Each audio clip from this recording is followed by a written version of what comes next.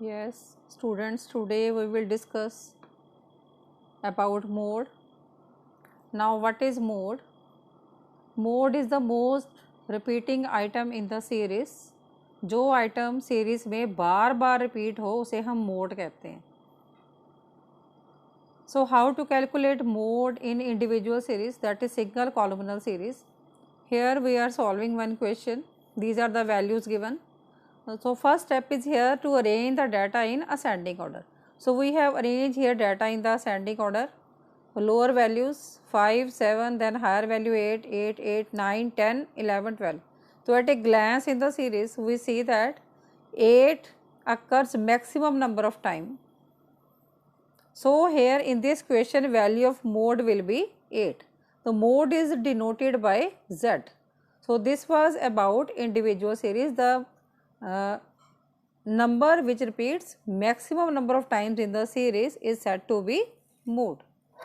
Now, next we will discuss how to calculate mode in the discrete series, that is in the two columnar series. Here question is there, weight of 50 students are given and we have to calculate mode, that is Z. Weight and number of students, two columns are given, X and F. Now, how to calculate mode in the discrete series? There are two methods to solve question in the discrete series. First method is inspection method. So, in this according to this method we will have to see the frequencies, focus on the frequencies. So, we are watching here highest number of frequency. Highest number in the frequency is 20. So, item corresponding to 20 is 50. So, value of mode will be 50. So, how we will write in this question? A glance at the series shows that 50 commands the highest frequency, that is 20 in the series. So, mode will be 20. Next we will discuss about the grouping method. Same question we are doing.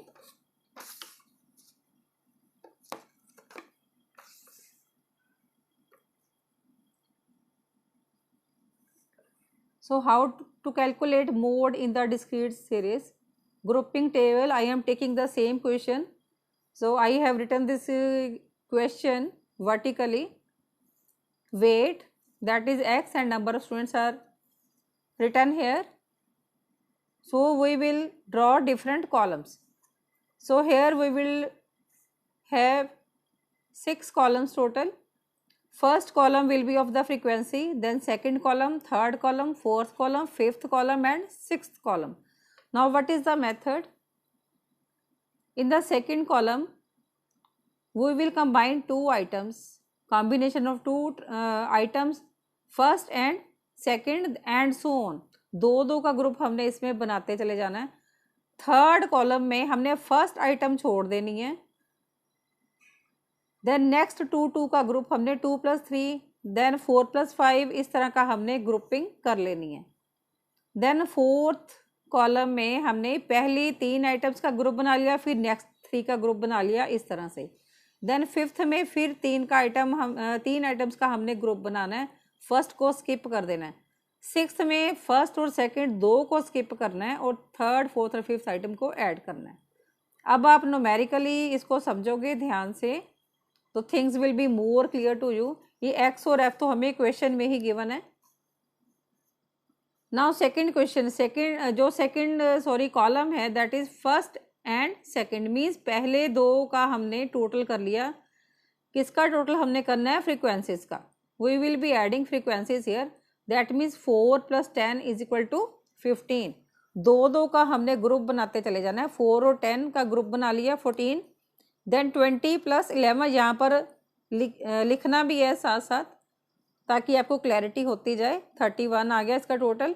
Then next 2, 3 + 2 = 5. उसके आगे तो हमारे पास items ही नहीं है.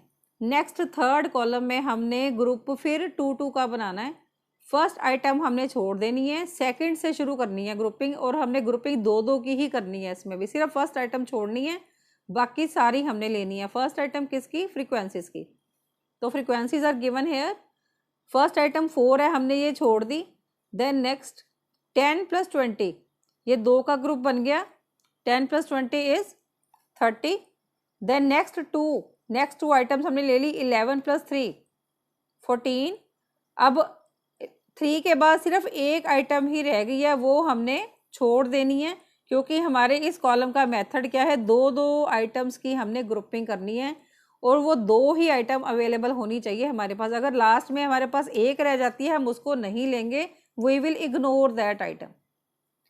Then fourth column में हमने 3 की grouping लेनी है। 1 + 2 + 3 मीन्स पहले 3 का ग्रुप हमने बनाया, फिर नेक्स्ट 3 का। पहले 3 फ्रीक्वेंसीज कौन सी है? फ्रीक्वेंसीज को ही ऐड करना है हमने हर बार। दैट मीन्स 4, 10 और 20। यहाँ पर लिखते ना 4 + 10 + 20 34। 20 तक हमने काउंट कर ली, क्योंकि 3 का ग्रुप है, इसलिए नेक्स्ट 3 आइटम हमसे लेंगे 11, 3 और 2। 11 + 3 + 2 दैट मीन्स 16। ये हमारा कॉलम प्रिपेयर हो गया फोर्थ। अब इसके बाद तो हमारे पास आइटम ही नहीं बची कोई, हमने सारी ले ली हैं। देन फिफ्थ में हमने फर्स्ट आइटम छोड़ देनी है, नेक्स्ट 3 का ग्रुप लेना है, फिर उससे नेक्स्ट 3 का ग्रुप लेना है। Again focus at the frequencies. First item हमने छोड़ दी, ये 4 है, इसको हमने छोड़ दिया। अगली लेनी है नेक्स्ट वाली, नेक्स्ट 3 लेनी है, क्योंकि फिफ्थ कॉलम का रूल क्या है, 3 आइटम्स लेनी है। That means 10, 20, 11। यहाँ पर हमने ले लिया 10, 20 एंड 11, इन तीनों का टोटल कर लिया 41। अब उसके आगे फिर हमें 3 का ग्रुप चाहिए। 11 तक हम ले चुके हैं, अब नेक्स्ट तो सिर्फ हमारे पास 2 नंबर बचे हैं, तो हम इसकी ग्रुपिंग नहीं कर सकते, क्योंकि हमें 3 चाहिए, तो हम इसको इग्नोर कर देंगे। Now next is sixth column में हमने पहली 2 आइटम्स छोड़ देनी है, मीन्स पहली 2 फ्रीक्वेंसीज छोड़ देनी है। पहली 2 फ्रीक्वेंसीज कौन सी हैं? 4 और 10, इसको हमने छोड़ देना है। नेक्स्ट 3 हमने लेनी है। थर्ड आइटम कौन सी है? 20, 11, 3। इन तीनों का हमने टोटल किया 20 + 11 + 3 इट इज़ 34। 3 तक हमने ले लिया फ्रीक्वेंसी। अब 3 के आगे सिर्फ एक फ्रीक्वेंसी बची है, लेकिन हमें तो 3 का ग्रुप चाहिए, सो हम इसको स्किप कर देंगे, इसको हम नहीं लेंगे, we will ignore it. Now next is analysis table. Analysis table में सेम क्वेश्चन में हमने ग्रुपिंग टेबल ऊपर बना लिया। एनालिसिस टेबल में हम एक साइड पे हम वेट लिख लेंगे। वेट जो हमें क्वेश्चन में ये गिवन है, ये सेम वेट हमने एज इट इज़ उतार लिया। ऊपर भी हमने 6 कॉलम बनाए थे, यहाँ पर भी हमने 6 कॉलम्स बना लिए। उसके बाद हमने इसका टोटल करना है। अब कौन सी आइटम कितनी बार रिपीट हुई है, वो हमने इसमें चेक करना है। अब फर्स्ट कॉलम वाइज हम चलेंगे। अब यहाँ पर फर्स्ट कॉलम में ग्रुपिंग टेबल में फर्स्ट कॉलम में हमने हर कॉलम के जो हाईएस्ट नंबर है उसको हमने सर्कल कर लेना है। जैसे फर्स्ट फ्रीक्वेंसीज वाला कॉलम हमने लिया, इसमें सबसे हाईएस्ट नंबर 20 है, इसको हमने सर्कल कर लिया। देन सेकंड कॉलम में हाईएस्ट नंबर 3 नंबर्स हैं हमारे पास, ऐड हो के आए हैं 14, 31 और 5, और हमने अब 31 को सर्कल कर लिया।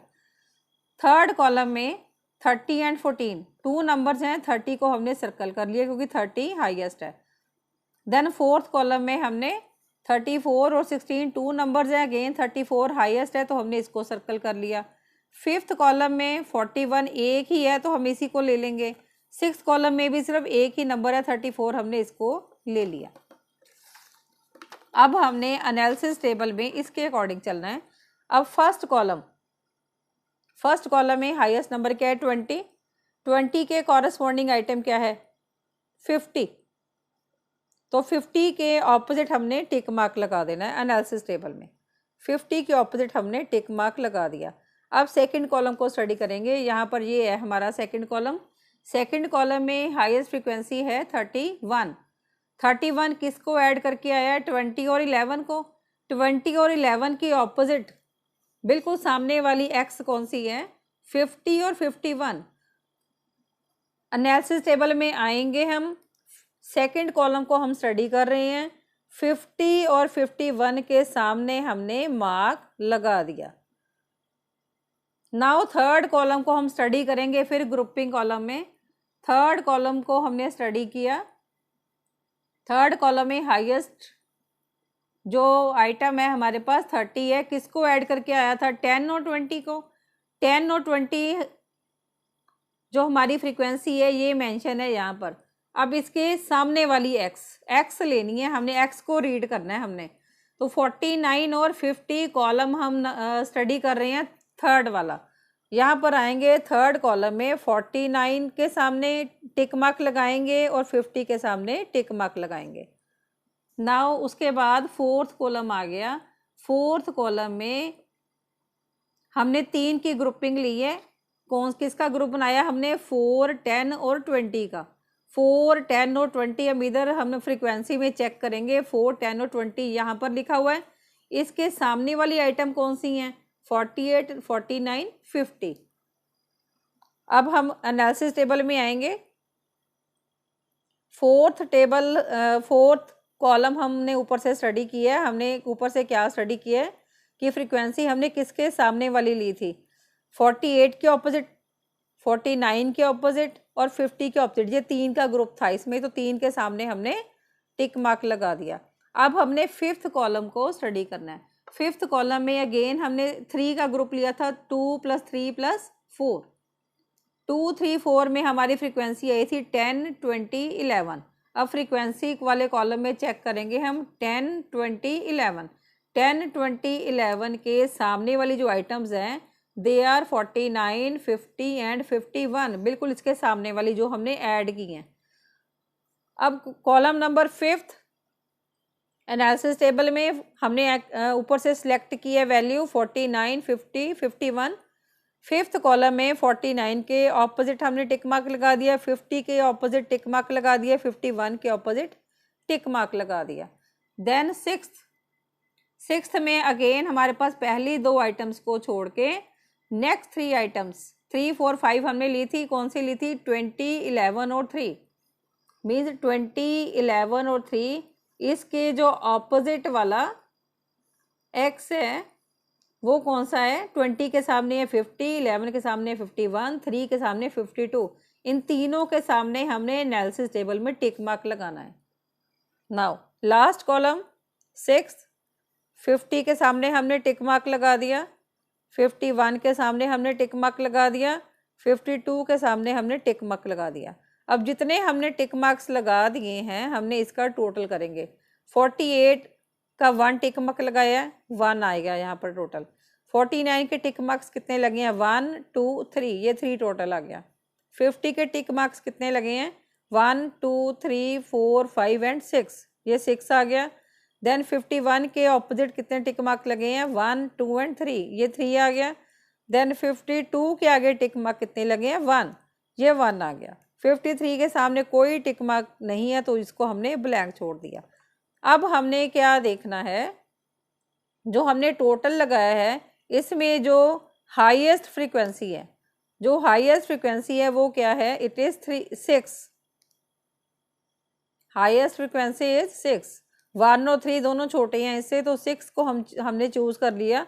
6 के जो ऑपोजिट, 6 के जो कॉरेस्पॉन्डिंग एक्स है वो क्या है? 50। So answer of the mode will be 50। So ये हम नीचे लिखेंगे, this table shows that weight 50 contains highest number of frequencies, hence value of mode is 50. Or you may write corresponding weight is 50. So highest number of frequencies are 6 and corresponding x is 50. So mode will be equal to 50. So that was all about individual and discrete series.